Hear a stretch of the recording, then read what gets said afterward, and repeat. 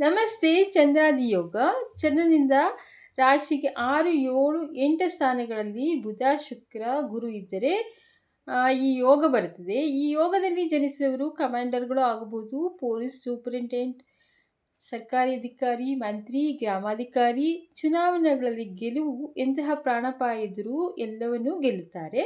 ಗುರು 6ನೇ ಭಾವದಲ್ಲಿ, ಬುಧ ಶುಕ್ರ, ಗುರು ಶುಕ್ರ 7ನೇ ಭಾವದಲ್ಲಿ, ಶುಕ್ರ ಗುರು 8ನೇ ಭಾವದಲ್ಲಿ, ಗುರು ಬುಧ ಶುಕ್ರ ಗುರು ಹೀಗಿರಬೇಕು. ಒಂದೇ ಸ್ಥಾನದಲ್ಲಿ ಎಲ್ಲ ಗ್ರಹ ಇದ್ದರೆ ಯೋಗ ಬರುತ್ತದೆ. ಚಂದ್ರನಿಗೆ ಸಪ್ತಮದಲ್ಲಿ ಬುಧನಿದ್ದರೆ ಹಣದ ಕೊರತೆ ಇರುತ್ತದೆ. ಚಂದ್ರನಿಗೆ 7ರಲ್ಲಿ ರವಿ ಬುಧ ಇದ್ದರೆ ಸಂಸಾರದಲ್ಲಿ ಗಲಿಬಿಲಿ ಇರುತ್ತದೆ. ರವಿ ಗುರು ಇದ್ದರೆ ಮಾನಸಿಕ ನೋವು. ಗುರು ಒಬ್ಬನೇ ಇದ್ದರೂ ಮಾನಸಿಕ ತೊಂದರೆ. ಶುಕ್ರನೊಬ್ಬನೇ ಇದ್ದರೂ ಜೀವನದಲ್ಲಿ ಸುಖವಿಲ್ಲ.